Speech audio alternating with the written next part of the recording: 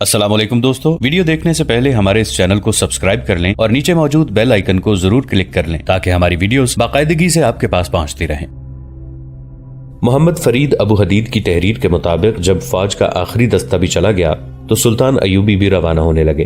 उनके बेटे के अतालिक ने अरबी का एक शेर पढ़ा जिसका तर्जुमा यूं है: आज नजद के फूल अरार की खुशबू से लुत्फ उठा लो, शाम के बाद ये फूल नहीं मिला करता।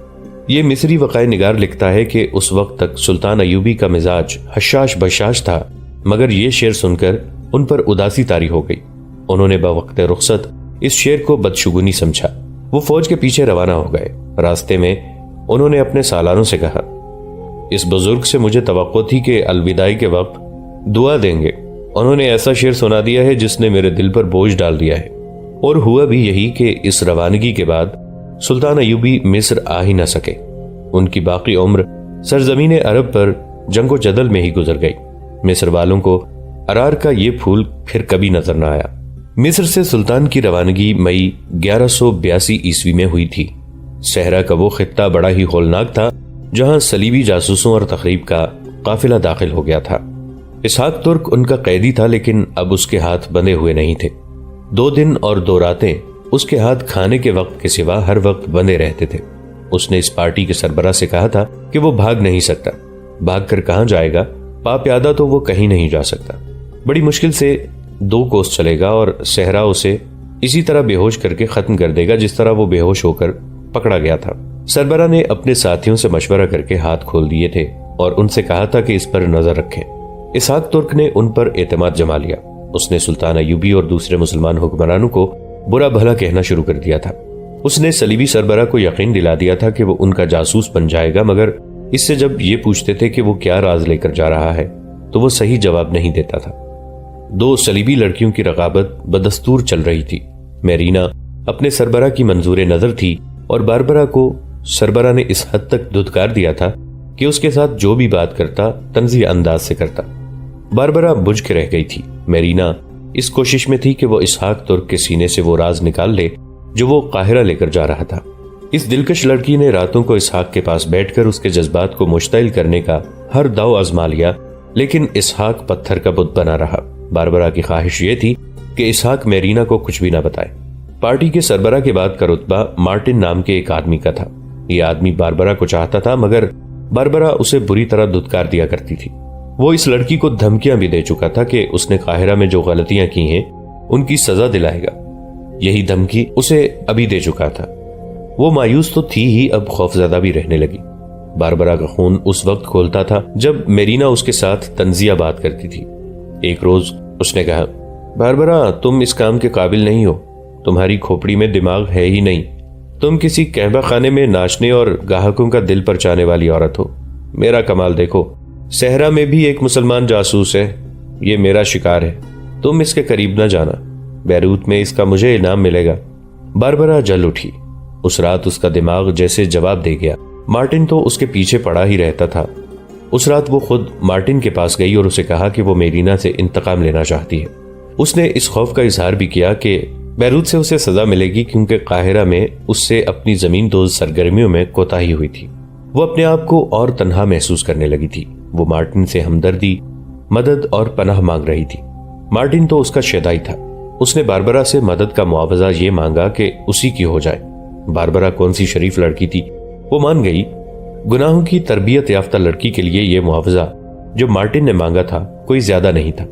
मार्टिन ने फौरन एक तरकीब सोच ली और बारबरा को बता दी। उस पर अमल दरामद के लिए अगली रात मुकर्रर की गई। अगली रात जहां कयाम किया गया वो सहरा का बड़ा ही होलनाक खित्ता था। दूर दूर तक अजीबो गरीब शक्लों के टीले थे। बाज सतूनों और मीनारों जैसे थे, बाज टेढ़ी टेढ़ी दीवारों की तरह और कुछ जानवरों की शक्लों के थे। ये टीले बिखरे हुए थे। पानी और सब्जे का वहां नामो निशान न था। रात को ये टीले यूं नजर आते थे जैसे सुतून खड़े हों। इस खित्ते में काफिला शाम का अंधेरा फैल जाने के बाद रुक गया। मार्टिन ने अंधेरे से यह फायदा उठाया कि अपना घोड़ा अपने खेमे के साथ बांधा और जीन उतारकर उसके करीब रख दी। इसहाक के लिए अलग खेमा था जो मार्टिन ने अपने करीब नस्ब कराया था। इसहाक के मुतालिक अब सरबरा भी होशियार हो गया था। रात घोड़ों और ऊंटों के इर्द गिर्द मुहाफिज सोते थे। ऐसा इम्कान नहीं था कि इसहाक घोड़ा ले जाएगा, किसी को पता चले बगैर जीन कस लेगा और भाग निकलेगा। قافلے والے تھکے ہوئے تھے، سب سو گئے، مارٹن بھی سو گیا۔ آدھی رات کو کسی کے آہستہ آہستہ ہلانے پر وہ جاگ اٹھا اور سرگوشی سنائی دی، اٹھو، پاس والے سب سو گئے۔ اسحاق ترک بھی سو گیا۔ آدھی رات کو کسی کے آہستہ آہستہ ہلانے پر وہ جاگ اٹھا اور سرگوشی سنائی دی، اٹھو، باہر والے خیمے کے پاس گھوڑا کھڑا ہے، زین پاس پڑی ہے، دیر نہ کرو، بھاگو۔ کون ہو تم؟ باربرا، لڑکی نے جواب دیا۔ مجھ سے یہ نہ پوچھنا کہ مجھے تم سے کیا ہمدردی ہو سکتی ہے۔ یہ میں ہی تھی جس نے تمہیں بتایا تھا کہ ہم سب صلیبی جاسوس ہیں اور تمہیں غلط بتایا جا رہا ہے کہ ہم مسلمان ہیں۔ وقت ضائع نہ کرو، وہ سب سوئے ہوئے ہیں، جلدی اٹھو، گھوڑے والے خیمے سے بائیں طرف ہو جانا، آگے راستہ صاف ہے، میں اپنے خیمے میں جاتی ہوں۔ باربرا اپنے خیمے میں چلی گئی، وہاں کمان پڑی تھی۔ اس نے کمان اور تیروں کی ترکش اٹھائی اور خیمے سے باہر نکل کر اس راستے کے قریب بیٹھ گئی جو اس نے اسحاق کو فرار کے لیے بتایا تھا۔ اسحاق نے بڑی تیزی سے گھوڑے پر زین ڈال کر کس لی، گھوڑا کھولا اور دبے پاؤں چل پڑا۔ ریت پر گھوڑے کے قدموں کی آہٹ نہیں تھی، سب سوئے ہوئے تھے۔ خیمے سے ذرا دور جا کر وہ گھوڑے پر سوار ہوا، کچھ اور آگے جا کر اس نے ایڑ لگائی۔ صحرا کی خاموش اور خنک رات میں کمان کی پنگ سنائی دی اور ایک تیر اسحاق کی پیٹھ میں اتر گیا۔ فوراً بعد دوسرا تیر آیا اور یہ بھی اس کی پیٹھ میں لگا۔ اس کے ساتھ ایک لڑکی کا شور سنائی دیا، بھاگ گیا، بھاگ گیا، اٹھو، جاگو۔ سب جاگ اٹھے، مشعلیں جلائی گئیں۔ باربرا شور بپا کیے ہوئے تھی کہ قیدی بھاگ گیا ہے۔ اس کے ہاتھ میں کمان تھی، بہت جلدی گھوڑے دوڑا دیے گئے، انہیں زیادہ دور نہ جانا پڑا۔ اسحاق کو دو تیروں نے گھوڑے سے گرا دیا تھا اور گھوڑا کچھ دور کھڑا تھا۔ تیر قریب سے چلائے گئے تھے، اس لیے جسم میں گہرے اتر گئے تھے۔ اسحاق ابھی ہوش میں تھا، اسے اٹھا کر لے آئے۔ سربراہ نے اس سے پوچھا کہ اسے بھاگنے میں کس نے مدد دی تھی۔ اس نے جواب دیا، نہیں، میں نے گھوڑا اور زین دیکھی، سب سو گئے تھے، میں بھاگ اٹھا۔ اس کے فوراً بعد وہ غشی میں چلا گیا اور غشی میں ہی شہید ہو گیا۔ میں نے اسے گھوڑے پر سوار ہوتے اور بھاگتے دیکھا تھا، باربرا نے کہا۔ اتفاق سے کمان اور ترکش میرے خیمے میں تھی، میں نے اٹھائی اور اس کے پیچھے دوڑی۔ یکے بعد دیگرے دو تیر چلائے، دونوں اسے لگ گئے، ورنہ یہ نکل گیا تھا۔ آج ہی یہ اتفاق کیوں ہوا کہ کمان اور ترکش تمہارے خیمے میں تھی؟ میرینا نے باربرا سے پوچھا۔ اور مارٹن، یہ گھوڑا تمہارا تھا؟ سربراہ نے کہا۔ یہ کہاں تھا اور زین کہاں تھی؟ یہ گھوڑا قیدی کے خیمے کے قریب بندھا تھا، ایک محافظ نے کہا۔ تم میرے اس کارنامے پر مٹی ڈالنا چاہتے ہو؟ باربرا نے غصے سے کہا۔ یہ کوئی اہم راز قاہرہ لے کر جا رہا تھا، میں نے اسے صرف بھاگنے سے نہیں روکا بلکہ ایک راز قاہرہ پہنچنے سے روکا ہے۔ یہ دراصل مارٹن کا تیار کیا ہوا ڈرامہ تھا کہ اسحاق کو بھاگنے کی سہولت ہو اور باربرا گھات میں بیٹھ کر اس کی طرف تیر چلائے تاکہ یہ کارنامہ باربرا کے کھاتے میں لکھا جائے۔ مگر ان کا سربراہ تجربہ کار جاسوس اور سوراخ رساں تھا۔ اس نے مارٹن اور باربرا کو گہری نظروں سے دیکھا اور کہا، مارٹن، میں اس پیشے میں تم سے بہت عرصہ پہلے آیا تھا، بیروت پہنچنے تک تم اور باربرا کوئی بہتر جواب سوچ لو۔ یہ ان لوگوں کی ذاتی رقابت اور دوستی دشمنی کی سیاست تھی جس کا شکار سلطان ایوبی کا ایک بڑا ہی قیمتی جاسوس ہو گیا۔ سلطان ایوبی کی پیش قدمی بہت تیز تھی، ان کی فوج آدھی سے زیادہ مسافت طے کر کے اس علاقے میں پہنچ چکی تھی جس پر صلیبیوں کا سایہ پڑا ہوا تھا۔ اس جگہ تک فوجیوں کا حلیہ ایک جیسا تھا، گرد کی تہوں میں کسی کا چہرہ پہچانا نہیں جاتا تھا۔ مئی کا مہینہ تھا جب صحرا لوہے کی طرح تپ رہا تھا، سب نے منہ سر کپڑوں میں لپیٹ رکھے تھے، کوئی بھی اجازت کے بغیر پانی نہیں پی سکتا تھا، دستے ترتیب میں نہیں رہے تھے۔ گھوڑوں اور اونٹوں کے سواروں نے پیادوں کو باری باری گھوڑوں اور اونٹوں پر سوار کرانا شروع کر دیا۔ فضا جل رہی تھی اور ایک گونج دور دور تک سنائی دے رہی تھی، لا الہ الا اللہ، لا الہ الا اللہ۔ کبھی چند سپاہی مل کر کوئی ترانہ گاتے تھے اور فوج جنون اور وجد کی کیفیت میں چلی جا رہی تھی۔ سلطان صلاح الدین ایوبی فوج کے درمیان جا رہے تھے، انہوں نے اپنے آپ کو بھی پانی پینے کی اجازت نہیں دی تھی۔ انہوں نے گھوڑے سے ذرا اوپر اٹھ کر دیکھا اور گھوڑے کا رخ بدل کر ایڑ لگا دی۔ ان کی بالائی کمان کے سالار اور دیگر عملہ جس میں تیز رفتار قاصد سے ان کے پیچھے گئے۔ آگے وہی علاقہ تھا جہاں اسحاق ترک شہید ہوا تھا، ڈراؤنی شکل کے ٹیلے تھے۔ سلطان ایوبی نے ان ٹیلوں کے درمیان جا کر گھوڑا روک لیا اور چھاپا مار دستوں کے کمانڈر سارم سے کہا، سارم دوست، یہاں سے تمہارا کام شروع ہوتا ہے، اپنے دستوں کو پھیلا دو، ہر جیش دوسرے سے دور رہے، آگے جانے والے جیش فوراً چلے جائیں اور باقی فوج اسی طرح چلتی رہے۔ سارم مصری کے جانے کے بعد سلطان ایوبی نے دوسروں سے کہا، کچھ بھی ہو جائے فوج پیش قدمی جاری رکھے، ہم دشمن کے علاقے میں آ گئے ہیں۔ احکام اور ہدایات دے کر سلطان ایوبی نے گھوڑا آہستہ آہستہ چلایا۔ انہیں ایک طرف زمین کے ایسے آثار نظر آئے جیسے یہاں کوئی مسافر رکے ہوں، وہیں ایک لاش پڑی نظر آئی جو ریت میں دبی ہوئی تھی لیکن نظر آتی تھی۔ سلطان رک گئے، لاش کھائی ہوئی تھی، ہڈیاں نظر آ رہی تھیں۔ ایک آدمی نے اس ڈھانچے کو سیدھا کیا، پیٹھ پر 2 تیر لگے ہوئے تھے، چہرے کا گوشت سوکھ گیا تھا۔ جانے دو، سلطان ایوبی نے کہا، کسی قافلے کا مقتول معلوم ہوتا ہے، صحرا میں آ کر انسان پاگل ہو جاتے ہیں۔ سلطان ایوبی کو معلوم نہیں تھا کہ وہ ان کا اپنا قابل اعتماد جاسوس اسحاق ترک تھا جو انہیں یہ بتانے آ رہا تھا کہ بیروت نہ جانا۔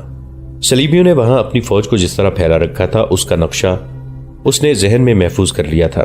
اسحاق کی ہڈیوں کا پنجر اسے کچھ بھی نہ بتا سکا۔ چھاپا مار جیش اس طرح پھیل گئے تھے کہ پیش قدمی کرتی ہوئی فوج کے پہلوؤں میں 2-3 میل دور تک چلے گئے۔ چند ایک جیش ہراول سے بھی آگے نکل گئے اور عقب میں بھی چلے گئے تھے۔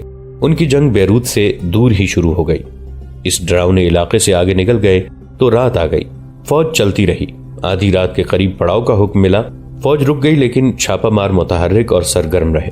ان کے لیے یہ احکام تھے کہ کوئی مشکوک آدمی نظر آئے اور وہ بھاگنے کی کوشش کرے تو اسے ہلاک کر دو، کوئی قافلہ دیکھو تو اسے بھی روک لو، اور فوج بہت دور آگے نکل جائے تو اسے چلنے کی اجازت دو۔ فوج چلتی رہی، رکتی رہی۔ سورج طلوع ہوتا، مجاہدوں کے اس قافلے کو جھلساتا اور غروب ہوتا رہا، اور سلطان کو پہلی اطلاع ملی کہ صلیبیوں کی سرحد کی ایک چوکی پر اپنے چھاپا ماروں نے شبخون مار کر سب کو ختم کر دیا ہے۔ ریگزار ختم ہوتا جا رہا تھا، درخت بھی نظر آنے لگے تھے اور کہیں کہیں سبزہ بھی دکھائی دیتا تھا، چھوٹے چھوٹے گاؤں بھی نظر آنے لگے تھے۔ بیروت میں بیلڈوین اپنے مختلف فوجی شعبوں سے رپورٹیں لے رہا تھا۔ اس کے پاس ابھی وہی اطلاع تھی کہ سلطان ایوبی بیروت کا محاصرہ کریں گے۔ اس نے اس کا انتظام تو کر لیا تھا لیکن اسے اس سے آگے کوئی اطلاع نہیں مل رہی تھی کہ سلطان ایوبی نے قاہرہ سے کوچ کیا ہے یا نہیں۔ اس دوران جاسوسوں کا یہ قافلہ بھی بیروت پہنچ گیا تھا جس نے اسحاق ترک کو پکڑا اور مارا تھا۔ یہ قافلہ بھی بیلڈوین کو کوئی خبر نہ دے سکا۔ بیلڈوین نے دیکھ بھال کے لیے 20-25 گھڑ سواروں کا ایک جیش آگے بھیجا تھا، وہ بھی واپس نہ آیا، وہ واپس آ بھی نہیں سکتا تھا۔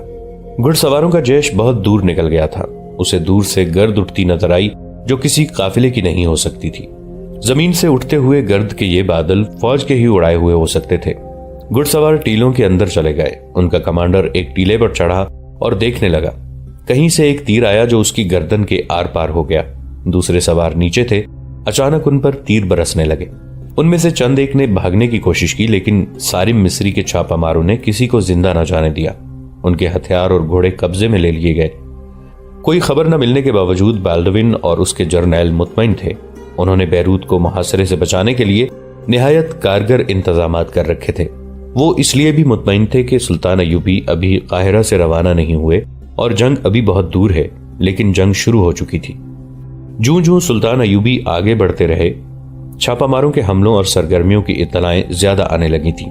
اب تو یہ اطلاعیں بھی آنے لگتی تھیں کہ اتنے میل دور دشمن کے ایک دستے کے ساتھ جھڑپ میں اتنے چھاپا مار شہید اور اتنے زخمی ہو گئے ہیں۔ سلطان ایوبی ایسی ہر اطلاع پر ایک ہی جواب دیتے: شہیدوں کو کہیں دفن کر دو، زخمیوں کو پیچھے بھیج دو۔ یہ سلطان ایوبی کی جنگی اہلیت کا کمال تھا کہ وہ اپنی فوج کو ایسے علاقے سے صحیح و سالم لے جا رہے تھے جہاں جگہ جگہ دشمن موجود تھا۔ ان کی تھوڑی تھوڑی نفری کے چھاپا مار جیش شبخون مارتے، دشمن کی جمعیت کو بکھیرتے اور بیکار کرتے جا رہے تھے۔ بعض شبخون بڑے پیمانے کی لڑائی کی صورت اختیار کر جاتے تھے، لیکن چھاپا مار جم کر نہیں لڑتے تھے۔ وہ بھاگتے دوڑتے، وار کرتے اور دشمن کی بڑے سے بڑی جمعیت کو بکھیر دیتے تھے۔ یہ جھڑپیں اور خون خرابہ سلطان ایوبی کی فوج سے دور دور ہوتا تھا۔ سکندریہ میں حسام الدین کا بحری بیڑا تیار تھا، جہازوں میں جانے والی فوج بھی تیار تھی۔ حسام الدین نے سلطان ایوبی کی مسافت اور رفتار کا حساب اندازے سے رکھا ہوا تھا۔ ایک روز اس نے فوج کو جہازوں میں سوار ہونے کا حکم دیا اور رات کے وقت جہازوں کے لنگر اٹھا کر بادبان کھول دیے۔ جہاز سمندر کے سینے پر سرکنے لگے۔ کھلے سمندر میں جا کر حسام الدین نے جہازوں کو دور دور پھیلا دیا۔ وہ ماہر امیر البحر تھا۔ اس کے جہازوں میں جو فوج جا رہی تھی اس کے سالار اور نائب سالار سلطان ایوبی کے تربیت یافتہ تھے۔ وہ اندھا دھند نہیں جا رہے تھے۔ انہوں نے دیکھ بھال کے لیے تربیت یافتہ فوجی ماہی گیروں کے بحروپ میں چھوٹی چھوٹی بادبانی کشتیوں میں آگے بھیج دیے تھے۔ دونوں راتوں کی مسافت طے ہو چکی تھی۔ افق پر بیروت ابھرنے لگا تھا مگر کوئی کشتی واپس نہیں آئی تھی۔ حسام الدین نے جہاز روک دیے اور دیکھ بھال کے لیے ایک اور کشتی اتار دی۔ رات کو ان کے رکے ہوئے جہاز کے قریب سمندر سے کسی نے چلا کر کہا، رسا پھینکو، رسا پھینکو۔ رسا پھینکا گیا۔ ایک بحری سپاہی اوپر آیا جو ادموا ہو چکا تھا۔ وہ اس کشتی میں تھا جو سمندر میں اتاری گئی تھی۔ اس نے بتایا کہ اس کی کشتی کو صلیبیوں کی ایک کشتی نے روک لیا تھا، اس میں فوجی تھے۔ حسام الدین کے آدمیوں نے کشتی نکالنے کی کوشش کی، تیروں کا تبادلہ ہوا، یہ آدمی سمندر میں کود گیا۔ اس کے ساتھی پکڑے گئے یا مارے گئے، اور آدمی یہ خبر لے کر آ گیا کہ آگے دشمن بیدار ہے۔ اس سے یہ سمجھ لیا گیا کہ دیکھ بھال کے لیے پہلے جو آدمی بھیجے گئے تھے وہ بھی پکڑے گئے ہیں، اور امکان یہی نظر آتا ہے کہ ان آدمیوں سے دشمن کو بحری بیڑے کی آمد کا علم ہو گیا ہے۔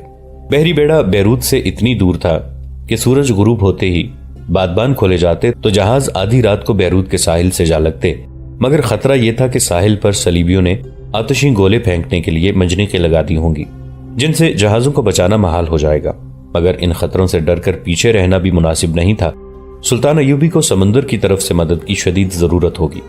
اسی اثنا میں ایک کشتی نظر آئی، یہ اپنے بحری بیڑے کی تھی۔ اس کے بحری سپاہی 2 صلیبیوں کو سمندر سے پکڑ کر لائے تھے۔ یہ اسی کشتی میں تھے جس نے حسام الدین کے بیڑے کی کشتی پر حملہ کیا تھا۔ یہ بھی سمندر میں کود گئے تھے اور تیرتے تیرتے ادھر ادھر نکل آئے تھے۔ انہیں ہاتھ پاؤں باندھ کر سمندر میں زندہ پھینک دینے کی دھمکی دی گئی تو انہوں نے بتایا کہ ساحل پر بالڈوین کی فوج گھات میں ہے اور جہازوں کو آگ لگانے کے لیے منجنیقیں تیار ہیں۔ ان سپاہیوں سے مزید پوچھ گچھ کی گئی تو معلوم ہوا کہ بیروت کی فوج اندر کم اور شہر سے دور دور زیادہ ہے۔ یہ خبر بڑی خوفناک تھی۔ امیر البحر حسام الدین اور سالاروں نے باہم غور کیا اور اس نتیجے پر پہنچے کہ فرنگیوں کو ہماری آمد کا پتہ چل چکا ہے۔ یہ معلوم نہیں تھا کہ سلطان ایوبی کو علم ہے یا نہیں۔ فیصلہ ہوا کہ سلطان کو خبر کر دی جائے، اس وقت اسے بیروت کے قریب ہونا چاہیے تھا۔ اس فیصلے کے تحت اسی وقت ایک کشتی اتار دی گئی جس میں 2 گھوڑے اور قاصد تھے۔ انہیں بتایا گیا کہ وہ ساحل پر کس جگہ اتریں اور وہاں سے کس سمت جائیں۔ انہیں بتایا گیا کہ وہ سلطان ایوبی کو کیا خبر دیں گے۔ یہ بادبانی کشتی تھی، ہوا کا رخ موافق تھا، بیروت سے دور جنوب کی طرف ساحل سے جا لگی۔ وہاں چٹانیں تھیں، قاصدوں نے گھوڑے اتارے، ان پر سوار ہوئے اور ہوا ہو گئے۔ کشتی وہیں چٹانوں میں چھپا دی گئی۔ قاصد رات کو پہنچے مگر سلطان ایوبی فرنگیوں کے پھندے میں آ چکے تھے۔ انہوں نے بیروت کو محاصرے میں لے لیا تھا۔ خشکی کی تمام اطراف انہوں نے فوج کو پھیلا دیا تھا۔ سلطان ایوبی نے اپنے ایک محفوظہ کے دستے کو جوابی حملے کے لیے استعمال کیا، مگر فرنگیوں نے جم کر مقابلہ کیا۔ اگلے روز محاصرے کے ایک اور حصے پر ایسا حملہ ہوا، سلطان ایوبی نے اس کے خلاف بھی محفوظہ کو بھیجا۔ تب سلطان نے محسوس کیا کہ وہ محفوظہ کو استعمال کیے بغیر جنگ جیت لیا کرتے تھے، مگر یہاں ان کے محفوظہ کی آدھی قوت ابتدا ہی میں لڑائی میں جھونکی گئی تھی۔ وہ محاصرے کو کمزور نہیں کرنا چاہتے تھے۔ انہیں کچھ شک ہونے لگا۔ ان کا دیکھ بھال یعنی ریکی اور چھاپا ماروں کا انتظام نہایت اچھا تھا۔ انہیں اطلاعیں ملنے لگیں کہ عقب میں ہر طرف دشمن موجود ہے۔ ایک چھاپا مار جیش میں سے صرف ایک سپاہی خون میں ڈوبا ہوا بچ کر آیا۔ وہ صرف یہ بتا کر شہید ہو گیا کہ اس کا پورا جیش فرنگیوں کے پورے دستے کے گھیرے میں آ گیا تھا۔ کوئی بھی زندہ نہیں رہا، اور یہ کہ ہمارا محاصرہ فرنگیوں کی بہت بڑی فوج کے محاصرے میں ہے۔ اس کے فوراً بعد سمندری قاصد پہنچ گئے۔ انہوں نے سمندر کی خبر سنائی اور حسام الدین کے لیے حکم مانگا۔ صلیبیوں کو میں نے اس طرح تیاری کی حالت میں پہلے کبھی نہیں دیکھا تھا۔ سلطان ایوبی نے اپنی ہائی کمان کے سالاروں وغیرہ سے کہا، صاف پتہ چل رہا ہے کہ انہیں قبل از وقت پتہ چل گیا ہے کہ ہم بیروت کے محاصرے کے لیے آ رہے ہیں۔ ہم خود محاصرے میں آ گئے ہیں۔ اپنے مستقر سے اتنی دور آ کر میں ہاری ہوئی جنگ نہیں لڑ سکتا۔ انہوں نے حسام الدین کے قاصدوں سے کہا، حسام الدین سے کہو کہ بیڑا واپس لے جائے اور اس میں جو فوج ہے وہ سکندریہ اتر کر دمشق روانہ ہو جائے۔ قاصد چلے گئے تو سلطان ایوبی نے موصل کی طرف پسپائی کی ہدایت دینی شروع کر دی، لیکن پسپائی آسان نہیں تھی۔ اس کے لیے بھی چھاپا ماروں کو استعمال کیا گیا۔ راتوں کو دستے آہستہ آہستہ سمیٹے اور نکالے گئے۔ کچھ جھڑپیں ہوئی، لیکن چھاپا ماروں اور عقبی دستے یعنی ریئر گارڈ نے جان اور خون کی قربانی دے کر فوج کو وہاں سے نکال لیا۔ فرنگیوں نے تعاقب نہ کیا۔ موصل کے راستے میں سلطان ایوبی کو موصل سے آیا ہوا ایک جاسوس ملا، جس نے انہیں اسحاق ترک کی روانگی اور موصل کے والی عز الدین کے عزائم سے متعلق پوری اطلاع دی۔ سلطان غصے سے لال پیلے ہو گئے۔ انہوں نے حکم دیا کہ موصل کو محاصرے میں لے لیا جائے۔ قاضی بہاؤالدین شداد نے اپنی یادداشتوں میں لکھا ہے، سلطان صلاح الدین ایوبی بروز جمعرات رجب 578 ہجری بمطابق 10 نومبر 1182 عیسوی موصل کے قریب پہنچے تھا۔ عز الدین نے کہا کہ میں خلیفہ کی مدد حاصل کرنے جاؤں۔ میں دجلہ کے ساتھ ساتھ اتنی تیز رفتاری سے گیا کہ 2 دنوں اور 2 گھنٹوں میں وہاں پہنچ گیا۔ خلیفہ نے مجھے کہا کہ وہ شیخ سے کہیں کہ موصل والوں اور سلطان ایوبی کے درمیان صلح صفائی کرا دیں۔ موصل کے والی نے آذربائیجان کے حکمران کو مدد کے لیے کہہ دیا تھا، مگر اس حکمران نے جو شرائط پیش کی ان سے بہتر یہ تھا کہ عز الدین سلطان ایوبی کے آگے ہتھیار ڈال دے۔ صلح صفائی کی بات چیت ہونے لگی۔ 16 شعبان 578 ہجری بمطابق 15 دسمبر 1182 عیسوی کے روز سلطان ایوبی نے وہاں کا محاصرہ اٹھایا اور نصیبہ کے مقام پر فوج کو لمبے عرصے کے لیے پڑاؤ ڈالنے کا حکم دیا۔ بیروت کا محاصرہ صلیبیوں نے نہیں، میرے ایمان فروش بھائیوں نے ناکام کیا ہے۔ سلطان صلاح الدین ایوبی نے اپنے سالاروں سے کہا، میں آپس کے خون خرابے سے بچنا چاہتا تھا مگر یہ ممکن نظر نہیں آتا۔ بیروت کے محاصرے کی ناکامی سلطان صلاح الدین ایوبی کی دوسری شکست تھی۔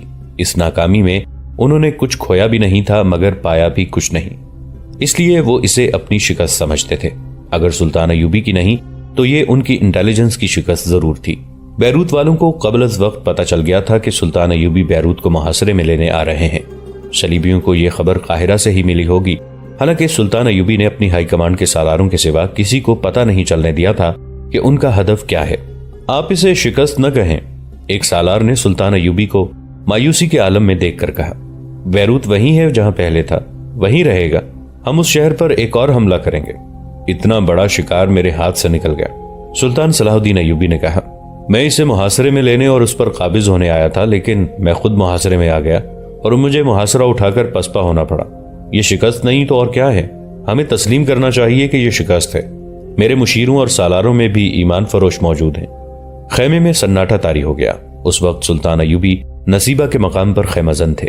بہت دن گزر گئے تھے، ان کی فوج بہت تھکی ہوئی تھی، بہت سی نفری زخمی بھی تھی۔ انہوں نے قاہرہ سے بیروت تک بہت تیز پیش قدمی کرائی تھی۔ مہینوں کا فاصلہ دنوں میں طے کیا تھا۔ فاصلہ طے کرنے کے فوراً بعد فوج کو صلیبیوں کے محاصرے سے نکلنے کے لیے خونریز لڑائی لڑنی پڑی، پھر تیز رفتار پسپائی ہوئی۔ سلطان ایوبی نے فوج کو مکمل آرام دینے کے لیے نصیبہ کے مقام پر پڑاؤ کیا۔ آرام فوج کے لیے تھا، سلطان ایوبی کی تو نیند بھی اڑ گئی تھی۔ دن کو وہ بے چینی سے خیمے میں ٹہلتے یا پھر باہر نکل کر ادھر ادھر گھومتے پھرتے رہتے۔ اپنے سالاروں کے ساتھ بھی وہ کم ہی بولتے۔ اسی کیفیت میں انہیں ایک سالار نے کہا کہ اسے شکست نہ کہیں۔ سلطان ایوبی کا جواب سن کر سالار خاموش ہو گیا۔ سلطان ایوبی اپنے خیمے میں ٹہل رہے تھے، وہاں ایک سالار اور بھی تھا۔ بہت دیر تک دونوں سالار خاموش رہے۔ سلطان ایوبی کے مزاج میں جیسے غصہ تھا ہی نہیں، پھر بھی سالار ان کے ساتھ بات کرتے ڈرتے تھے۔ تم دونوں کیا سوچ رہے ہو؟ سلطان ایوبی نے پوچھا۔ میں سوچ رہا ہوں کہ آپ اسی طرح مایوسی اور غصے کی حالت میں رہے تو آپ کے فیصلے مزید نقصان کا باعث بنیں گے، ایک سالار نے کہا۔ میں نے آپ کو اسی حالت میں رملہ کی شکست کے وقت بھی نہیں دیکھا تھا۔ اپنے آپ کو ٹھنڈا کریں اور اس جذباتی کیفیت سے نکلنے کی کوشش کریں۔ اور میں سوچ رہا ہوں کہ کفار ہماری جڑوں میں اتر گئے، دوسرے سالار نے کہا۔ ہم اس وقت اپنی سرزمین پر کھڑے ہیں، ہماری جنگ صلیبیوں سے ہے اور ہمارا مقصد فلسطین کی آزادی ہے، مگر مسلمان امراء میں سے کوئی ایک بھی امیر ہمارے پاس نہیں آیا۔ عز الدین اور عماد الدین کہاں ہیں؟ کیا انہوں نے ہمارے ساتھ معاہدہ نہیں کیا تھا کہ ضرورت کے وقت ہمیں فوج دیں گے؟ ان کا یہ سرد رویہ بتاتا ہے کہ وہ ابھی تک صلیبیوں کے ہاتھوں میں کھیل رہے ہیں۔ تو کیا ہم آپس میں لڑتے رہیں گے؟ سلطان ایوبی خیمے میں ٹہل رہے تھے، وہ رک گئے۔ آسمان کی طرف دیکھ کر انہوں نے آہ بھری اور کہا، میرے رسول صلی اللہ علیہ وآلہ وسلم کی امت کا زوال شروع ہو گیا ہے۔ جب غیر مذہب کے اثرات قبول کیے جاتے ہیں تو اس کا نتیجہ یہی ہوتا ہے جو ہم دیکھ اور بھگت رہے ہیں۔ صلیبی اور یہودی مسلمانوں کو اپنا غلام بنانے کے لیے انسانی فطرت کی سب سے بڑی کمزوری کو استعمال کر رہے ہیں۔ یہ کمزوری لالچ ہے، انسانوں پر حکومت کرنے کا لالچ، بادشاہ اور شہزادہ بننے کا لالچ، اور یہ لالچ کہ میں روئی جیسے ملائم قالینوں پر چلوں اور لوگ ننگے پاؤں گرم ریت پر چلیں، ان کے پاؤں جلیں تو میرے آگے سجدے کریں۔ جب یہ لالچ دل میں اتر جاتا ہے تو دل سے ایمان نکل جاتا ہے۔ عقل پر ایسا پردہ پڑتا ہے کہ قومی غیرت اور خودداری بے معنی سے جذبے بن جاتے ہیں۔ جب کوئی انسان اس مقام پر پہنچ جاتا ہے تو وہ غداری کو قابل فخر اقدام سمجھتا ہے۔ صلیبیوں نے ہمارے بیشتر امراء کو اس مقام تک پہنچا دیا ہے۔ انہوں نے اپنی تہذیب کی بے حیائی مسلمانوں میں بھی پھیلا دی ہے۔ جب تہذیب بدل جاتی ہے تو مذہب ایک کمزور سا خول بن کے رہ جاتا ہے جو اتار کر پھینکا بھی جا سکتا ہے اور قوم کو دھوکہ دینے کے لیے اپنے اوپر چڑھایا بھی جا سکتا ہے۔ دونوں سالار خاموشی سے سن رہے تھے۔ سلطان صلاح الدین ایوبی ٹھہری ٹھہری آواز میں بول رہے تھے۔ وہ چپ ہو گئے، پھر گہرا سانس لے کر بولے، تم محسوس نہیں کر رہے کہ یہ بھی میری شکست ہے کہ میں جو عمل کے میدان کا مرد ہوں خیمے میں کھڑا عورتوں کی طرح باتیں کر رہا ہوں؟ ہمیں اس وقت بیت المقدس میں ہونا چاہیے تھا۔ میری پیشانی مسجد اقصی میں سجدے کرنے کو تڑپ رہی ہے۔ مجھے ان شہیدوں کے خون کا خراج ادا کرنا ہے جو فلسطین کی آبرو اور آزادی پر قربان ہو گئے ہیں۔ سلطان ایوبی کی آواز میں یکلخت قہر آ گیا۔ انہوں نے ٹہلتے ٹہلتے رک کر سالاروں کے سامنے کھڑے ہو کر کہا، کیا تم ان بچوں کا سامنا کر سکتے ہو جنہیں میرے حکم اور میرے عزم نے یتیم کیا ہے؟ کیا تم ان عورتوں کے سامنے جا کر اپنا سر اونچا کر سکتے ہو جن کے خاوند نعرے لگاتے ہمارے ساتھ آئے اور ان کے لہو لوہان جسم گھوڑوں کے سموں سے کیما ہو گئے؟ تم ان خبرو اور جوان چھاپا ماروں کو کیسے بھول سکتے ہو جو ہم سے بہت دور دشمن کے علاقوں میں دور اندر جا کر شہید ہوئے؟ میں ان میں سے کسی کی ماں کے سامنے جانے سے ڈرتا ہوں۔ ڈرتا اس لیے ہوں کہ اس نے یہ کہہ دیا کہ میرا بیٹا واپس کرو یا قبلہ اول لے چلو جہاں میں اپنے بیٹے کی شہادت پر شکرانے کے نفل پڑھوں، تو میں اس ماں کو کیا جواب دوں گا؟ شہیدوں کا خون رائے گا نہیں جائے گا محترم سلطان۔ یہ چھاپا مار دستوں کے سالار سارم مصری کی آواز تھی جو سلطان ایوبی کے خیمے کے دروازے میں آن کھڑا ہوا تھا۔ سلطان ایوبی کی ادھر پیٹھ تھی۔ کسی شہید کی ماں اپنے بیٹے کے خون کا حساب نہیں مانگے گی۔ رسول اللہ صلی اللہ علیہ وآلہ وسلم کا کلمہ پڑھنے والی ماؤں کا دودھ زمزم جیسا پاک اور مقدس ہے۔ اس دودھ کے پلے ہوئے بیٹے آپ کے حکم سے نہیں، اللہ کے حکم سے لڑا کرتے ہیں۔ آپ ان کے خون کا خراج اپنے ذمہ نہ لیں۔ غداروں کے خون کی بات کریں، ہماری تلواریں غداروں کے خون کی پیاسی ہیں۔ تم نے میرے حوصلے میں جان ڈال دی ہے سارم، سلطان ایوبی نے کہا۔ میرے یہ دونوں رفیق مجھے یہی کہہ رہے تھے کہ مایوس اور جذباتی ہونے کی ضرورت نہیں۔ ضرورت ہے بھی کیا؟ سارم مصری نے کہا، شکست ہے لیکن دائمی تو نہیں۔ ہم اسے فتح میں بدل سکتے ہیں اور بدل کر دکھائیں گے۔ اگر بات میدان جنگ کی ہوتی تو میں ایک بازو کٹوا کر بھی مایوس اور پریشان نہ ہوتا، سلطان ایوبی نے کہا۔ صورتحال یہ پیدا ہو گئی ہے کہ دشمن زمین کے نیچے چلا گیا ہے۔ صلیبی اور یہودی ہماری قوم میں ایسے زہریلے اثرات ڈال رہے ہیں جو پرکشش اور طلسماتی ہیں۔ قوم اور فوج کے متعلق مجھے اطمینان ہے۔ سپاہی اور عام آدمی ان اثرات کو قبول نہیں کرتا، لیکن وہ چند ایک افراد قبول کرتے ہیں اور کر چکے ہیں جن کا اثر قوم پر ہے۔ ان میں عمراء اور حاکم بھی ہیں، ان میں بعض مذہبی پیشوا بھی شامل ہیں اور ان میں چند ایک سالار بھی ہیں جو ریاستوں کے حکمران بننے کا خواب دیکھ رہے ہیں۔ یہ ایمان فروشوں کا گروہ ہے جو سیدھے سادے لوگوں کو مذہب کا دھوکہ دے کر ان میں بغاوت کا جنون پیدا کرتے ہیں اور انہیں مسلمان بھائیوں کے خلاف اکساتے بھڑکاتے اور اپنے مفاد کے لیے استعمال کرتے ہیں۔ غیر مذہب کے لوگ مسلمان عمراء اور اسی سطح کے طبقے کو اپنے زیر اثر لیتے ہیں، پھر یہ طبقہ لوگوں کو مذہب، سیاست، مذہب اور قومیت کا دھوکہ دیتا ہے اور انہیں بھوکا اور بے بس رکھتا ہے تاکہ لوگ یہ نہ دیکھ سکیں کہ یہ طبقہ ترپردہ کیا کر رہا ہے۔ مگر ہم عالم نہیں، ایک سالار نے کہا، ہم خطیب اور مسجدوں کے امام نہیں کہ تلواریں پھینک کر لوگوں کو خطبے سناتے پھریں۔ ہمیں یہ مسئلہ تلوار سے حل کرنا ہوگا، ان پتھروں کو گھوڑوں کے سموں تلے روندنا ہوگا۔ یہ لوگ قرآن کے منکر ہیں، سلطان ایوبی نے کہا۔ قرآن کا حکم بڑا واضح ہے کہ کفار کو دوست مت سمجھو، ان کی باتوں میں نہ آؤ۔ تم نہیں جانتے کہ ان کے دل ہمارے خلاف قدورتوں سے بھرے ہوئے ہیں۔ یہ لوگ نام کے مسلمان ہیں، سارم مصری نے کہا، قرآن کا ان کے ساتھ کوئی تعلق نہیں۔ یہ صورتحال بہت نقصان دہ ہے کہ ان لوگوں نے قرآن بھی ہاتھوں میں اٹھا رکھا ہے اور کفار کے منصوبوں پر بھی ناچ رہے ہیں، سلطان ایوبی نے کہا۔ قوم نے ہمیشہ ایسے ہی سربراہوں کے ہاتھوں دھوکہ کھایا ہے جن کے ہاتھ میں قرآن اور دل میں صلیب ہے۔ یہ لوگ اذان کی آواز پر خاموش ہو جاتے ہیں مگر ان کے دلوں میں گرجوں کے گھنٹے بجتے ہیں۔ قوم ان کا اصلی روپ نہیں دیکھ سکتی اور ان کے دل کی آواز نہیں سن سکتی۔ یہی وجہ ہے کہ ہم ایک خانہ جنگی میں ایک دوسرے کا خون بہا چکے ہیں اور دوسری خانہ جنگی کی تلوار ہماری گردن پر لٹک رہی ہے۔ ہم اس طوفان کو روک سکیں گے، ایک سالار نے کہا، لیکن مجھے یہ کہنے کی اجازت دیجیے کہ اب ہم کوئی معاہدہ اور کوئی صلح نامہ نہ کریں۔ ہمیں اپنے بھائیوں کا خون بہانا پڑے گا اور ہمیں ان کے ہاتھوں مرنا بھی پڑے گا۔ سلطان ایوبی کے چہرے پر اداسی کا سایہ آ گیا، ان کی آنکھیں جیسے افق پر کسی چیز کو دیکھ رہی تھیں۔ ان سے پتہ چل رہا تھا کہ ان کی نظریں آنے والی صدیوں کا سینہ چاک کر رہی ہیں۔ خیمے میں ایک بار پھر گہرا سکوت طاری ہو گیا۔ تینوں سالار اپنے سلطان کے اس تاثر سے جو ان پر کبھی کبھی طاری ہوا کرتا تھا اچھی طرح واقف تھے۔ میرے عزیز رفیقو، سلطان ایوبی نے کہا، مجھے نظر آ رہا ہے کہ میرے رسول صلی اللہ علیہ وآلہ وسلم کی امت آپس میں لڑ لڑ کر ختم ہو جائے گی۔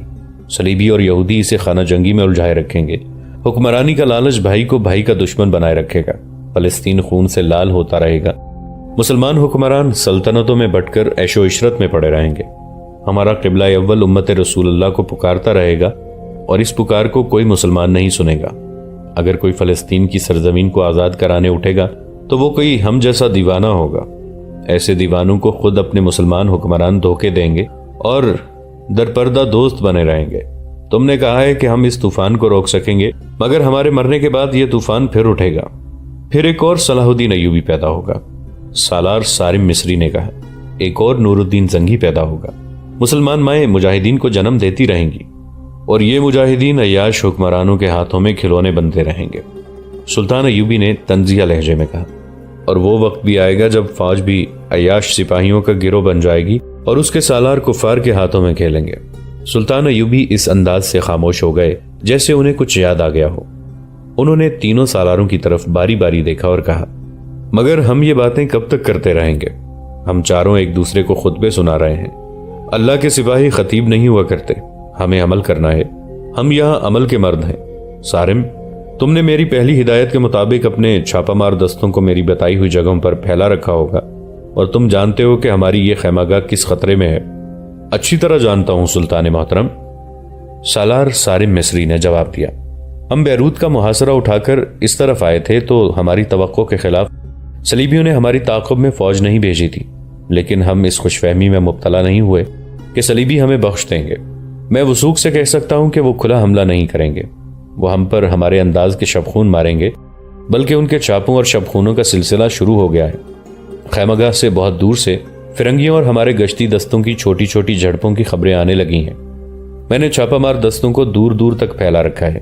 مجھے شک ہے کہ کفار کا اڈا کہیں باہر نہیں بلکہ موصل میں ہے، اور والی موصل عز الدین انہیں پناہ اور مدد دے رہا ہے۔ اگر ایسی بات ہے تو مجھے اس کی اطلاع مل جائے گی۔ سلطان ایوبی نے کہا، اگر موصل میں ہی ان کا خفیہ اڈا ہوا تو میں اس کا بندوبست کر لوں گا۔ انہوں نے دوسرے دو سالاروں سے کہا، ہمیں ان عمرہ کے ان قلعوں پر قبضہ کرنا ہوگا جو موصل اور حلب کے درمیان ہیں۔ میں ان دونوں شہروں کو ایک دوسرے سے کاٹ دینا چاہتا ہوں۔